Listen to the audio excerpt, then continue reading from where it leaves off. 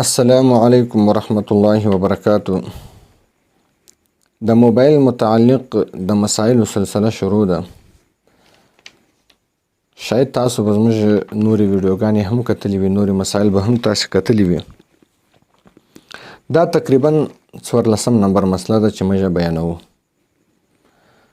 دا هغه مسلې دي چې خلک پوښتنې کوي او د هغه وروسته موږ دغه مسلې بیانوو.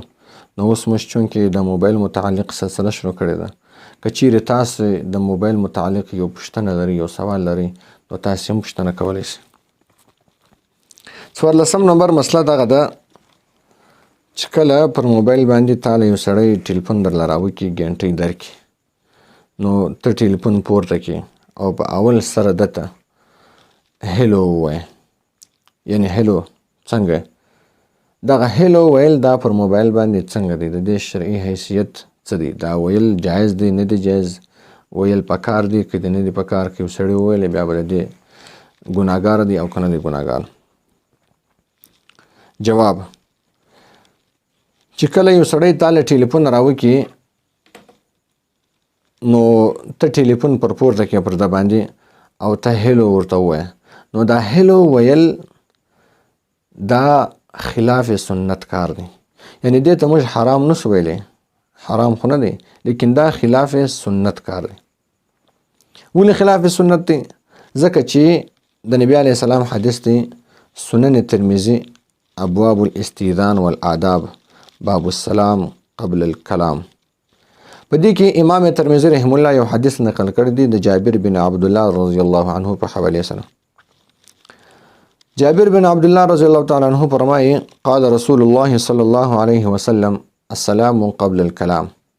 یعنی نبی علیه السلام فرمایي چې سلام د خبرې تر مخه کول پکار دی. السلام و سلام قبل الکلام، تر خبرو تر مخه، یعنی د خبرو تر شروع کولو تر مخه سلام کول دا پکار دی. دا د نبی علیه السلام حدیث دی. نو تا چې په ټلیفون کې دته هیلو وای، نو دا ته خلاف سنت کار وکړي، د نبی علیه السلام د حدیث خلاف ته عمل وکړي، نو په دې سره دا خلاف سنت دی. اما حرام او ناجایز نه دی. حرام او ناجایز په دغه وجه نه دی ځکه چې هیلو دا د توجه لپاره استعمالیږي. هیلو د دې عرفي معنا دغه ده، د دې خپل اصلي معنا نه، بلکې د دې عرفي معنا دغه ده، یعنی واوره. زموږ اکثره پښتانه دا هم وایي چې اورې یا واوره، ټلیفون پورته کې دغه رقم الفاظ استعمالوي. نو هیلو هم دغه رقم لفظ دی. بعضې خلکو په دې کې ویلی دی چې هیل جهنم ته وایي په انګلیش کې. په انګلیش کې هیل جهنم ته وایي، هیلو هم د انګلیش لفظ دی، لیکن د دې څه تقریبا هغه مراد نه دی. هغه هیل هغه جهنم د دې څه مراد نه دی. هغه ته هیل وایي، هیلو نه ورته وایي. بهرحال بعضې علماو لیکلي دي چې د دې دا مراد دی چې ای جهنمي، یعنی هیل جهنم ته وایي، هیلو معنا ای جهنمي.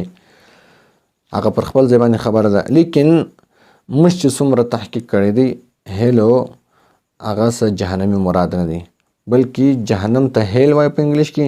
هیلو د توجه لپاره استعمالیږي. انګریزان یا دغه رقم هغه خلک چې هغه انګلیش ژبه وایي، هغه د توجه لپاره د واوره او په اردو کې سنو، نو په انګلیش کې د هیلو الفاظ استعمالي. نو دا هم یو قسم د توجه لپاره دی. نو چې ته یو سړي ته توجه کوې، د خبرې تر مخ کې ته د ده توجه ستا مطلوبه ده، چې د خبرې تر مخه ته یې ور دی متوجه کړي، نو د دې لپاره یو لفظ ضروري دی. نو هغه لفظ چې دی هغه په اسلام کې السلام علیکم ورحمة الله وبرکاتو.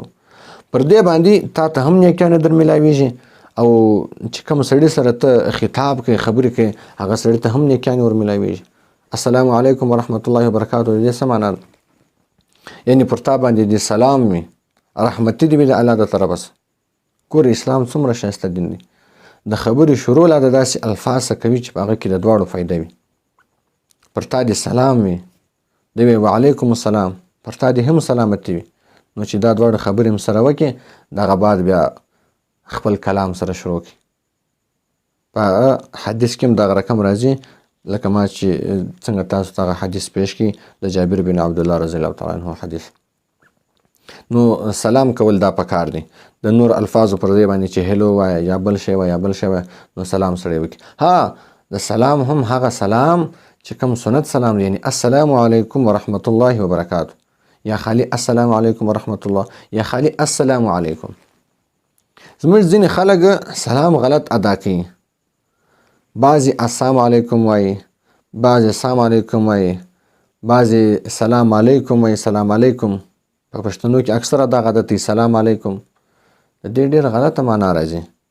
په بعضې الفاظ خو دا رقم دي چې هغه سړی خپل ځان ته شرا کوي. بعضې الفاظ دا رقم دي سړی خپل مخاطب ته شرا وکړي، یعنې پر تا دې لعنت وي، ته دې د خدای د رحمته دور یې.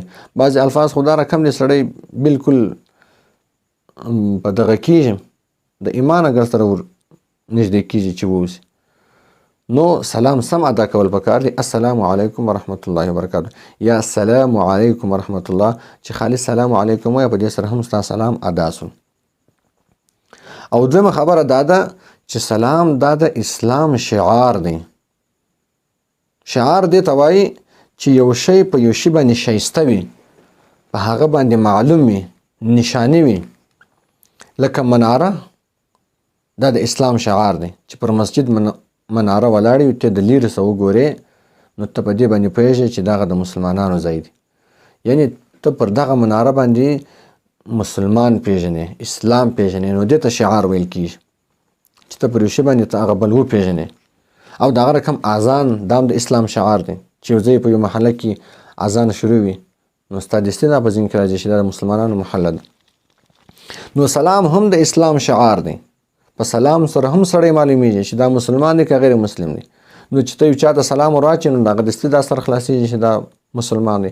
او که ته سلام نه ورواچې د سلام پر ځای باندې هیلو های ورته وایه نو دا خو بیا د اسلام شعار نه سلو، بیا ستا مسلمانېدل نه دي معلوم چې ته اوس مسلمان یې آیا که نه یې مسلمان.